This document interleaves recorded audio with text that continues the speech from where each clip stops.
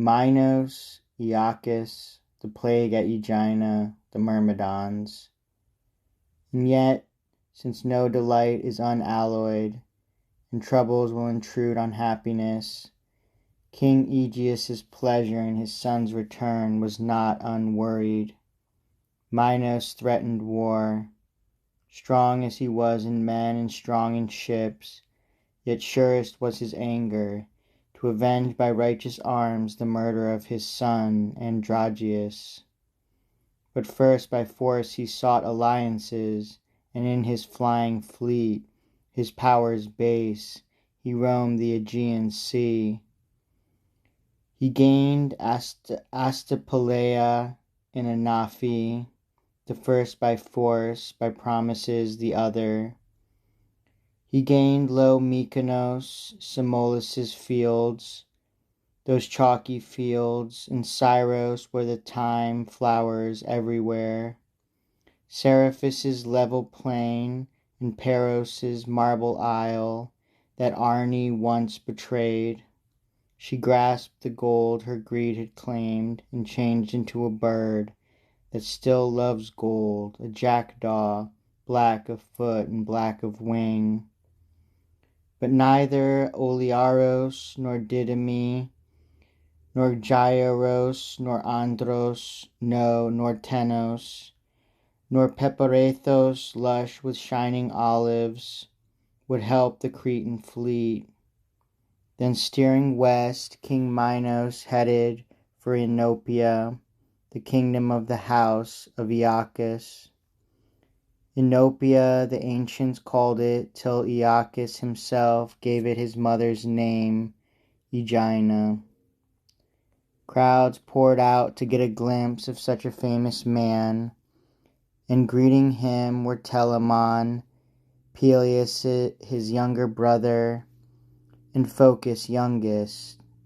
Aeacus himself came slowly forth in all his weight of years, and asked the purpose of his presence there. The ruler of 100 cities sighed, reminded of that grief of his, and answered, I beg your aid to join my arms and fight for my son's sake, as love and duty lead. Peace in the tomb I claim. You ask in vain, said Aeacus, what my state cannot do. No land is bound by closer ties than we to Athens. Ours are treaties of such force. And he in gloom, your treaty's force will cost you dear, and sailed away. He judged the threat of war more valuable than waging war, and wasting there his martial strength too soon. While from Aegina's walls they still could watch the Cretan fleet, an Attic ship appeared under full sail and reached the friendly port with Cephalus on board, and greetings from his countrymen.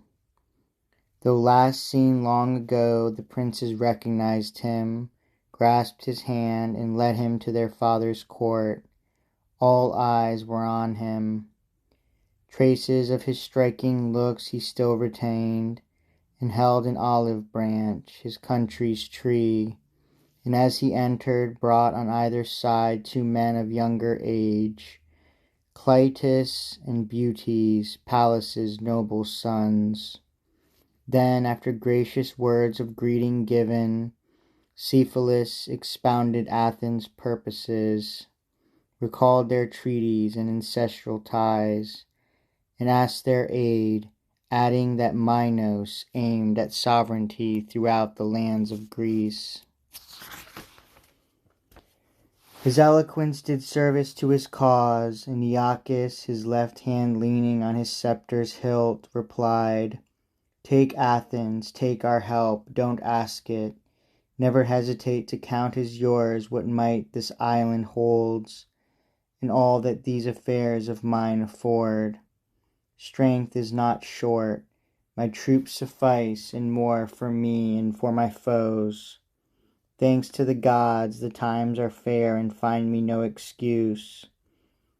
So may it ever be, said Cephalus, and may your city multiply. Just now, on my way here, my heart rejoiced to see young men so handsome, so alike in age, coming to meet me.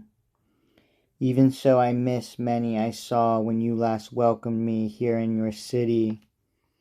Aeacus gave a groan and said in tones of grief, a tragedy befell us first, but better fortune followed.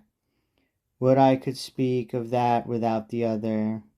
I'll tell the tale in order, with no long digressions to detain you. Bones and ashes they lie, for whom your memory inquires, and with them died so much of this my realm. Upon my people fell a fearsome plague through Juno's unfair rage, who hated us because our country took her rival's name. While the disease seemed part of nature's plan, and the disaster's baleful cause lay hid, we fought with physic's remedies. The ruin routed every resource, all faced defeat. At first the sky weighed down upon the earth, black and unbroken, and the clouds shut in exhausting heat. 4 times the crescent moon filled her round orb. 4 times from her full orb she shrank and waned. And all that weary while the hot south wind blew furnace blasts of death. The vile infection spread, as all agree, through springs and pools, and in the untilled fields thousands of serpents swarmed, and with their poison polluted rivers. The power of the disease, so sudden, was first grasped in deaths of dogs and birds, sheep, cattle, and wild animals.